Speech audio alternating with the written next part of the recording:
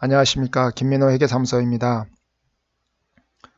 오늘은 4월 13일자 발간된 조세자료 주간 속보를 설명드리고자 합니다. 문의사항이 있으시면 카톡이나 이메일을 이용하시면 되겠습니다. 먼저 중소기업 특별세 감면 관련 규정입니다.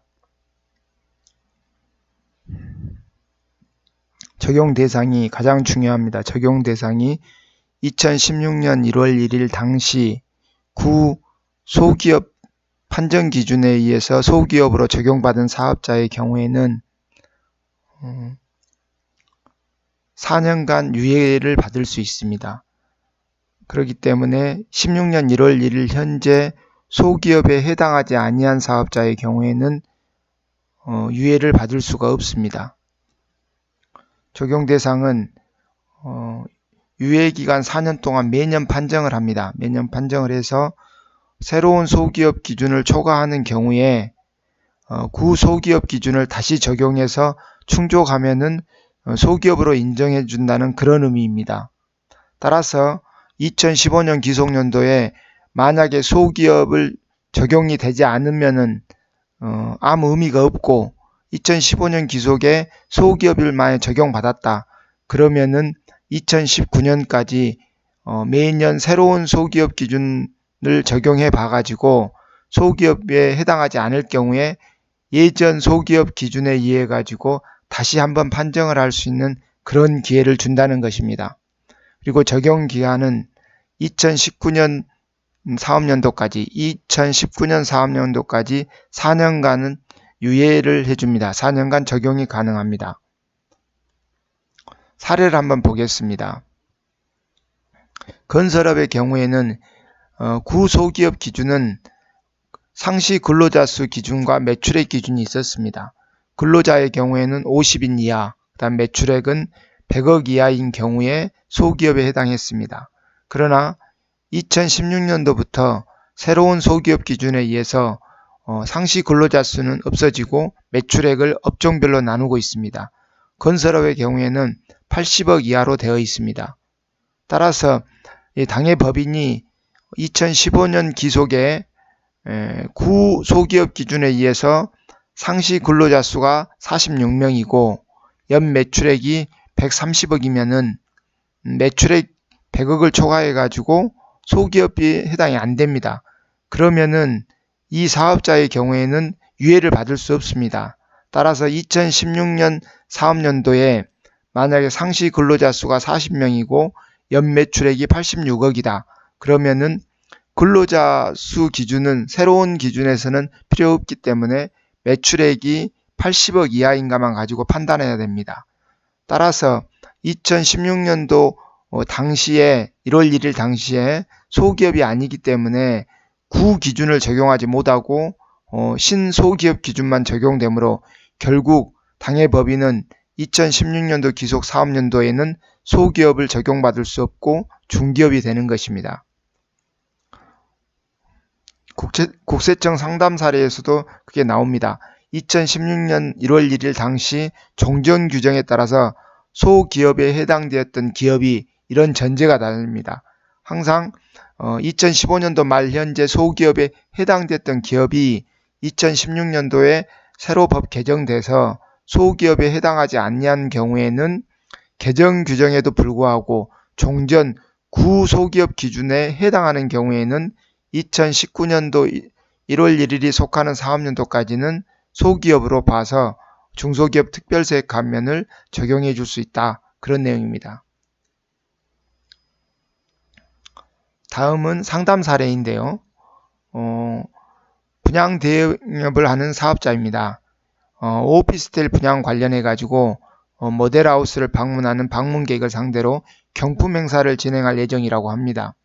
경품은 약 100만원 상당의 가전제품 5대를 경품으로 지급하려고 한다고 합니다. 이때 질문사항으로 구입하는 물품에 대한 부가가치세 매입세 공제가 가능하냐, 다음 두 번째, 경품을 받아가는 사람이 기타 소득이 되는데 그때 그 당첨자에게 원천징수할 때 필요경비가 80% 인정되는 기타 소득으로 보아서 원천징수를 해야 하냐, 이 두 가지 사항에 대한 질문입니다. 첫 번째 답변은 접대비에 만약에 해당이 되면은 매입세액이 불공제됩니다. 접대비가 아니고 만약에 광고 선전비에 해당하면은 매입세액이 공제 가능합니다. 그것을 먼저 사전 지식으로 가지고 있고, 여기 보시면은 사전에 광고를 통해서 불특정 다수 고객들에게 구매 금액이나 아니면은 구매 횟수 등에 따라서 차등적으로 경품을 지급하였다면은 판매 부대 비용인 광고 선전비로 볼 수 있습니다. 따라서 동구입과 관련된 매입세 공제는 가능합니다. 불특정 다수인에게 제공하는 광고 선전물은 매입세액이 공제 가능합니다. 그러나 구매 실적이 많은 특정 고객을 선정해서 지원하는 목적으로 사은품을 만약에 제공했다면 접대비에 해당합니다. 접대비에 해당하는 경우에는 매입세액이 불공제됩니다. 그리고 만약에 그게 접대비에 해당하는데 공제를 받았다든지 그런 경우에는 그 특정인에게 경품을 지급할 때 사업상 증여가 되어 부가가치세를 납부해야 합니다. 다음에 두 번째 답변의 경우에는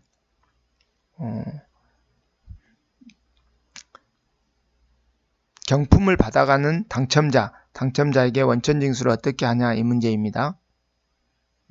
소득세에서 80% 필요경비가 인정되는 상금 등은 불특정 다수인을 상대로 해서 순위 경쟁을 해가지고 거기에서 입상자에게 지급하는 상금인 경우에는 80% 필요경비가 인정되지만 당해 케이스 같은 경우에는 그런 것이 아니기 때문에 80% 필요경비를 인정받을 수 없습니다. 대법원 판결문을 보시면은 거래 실적이 우수한 불특정 고객에게 선물을 증정한다고 사전에 홍보하고 그 다음에 백화점 사은품을 지급하는 경우에는 그것은 접대비가 아닌 광고 선전비에 해당한다. 따라서 매입세액이 공제 가능하다. 그런 내용입니다. 다음 두 번째 보시면은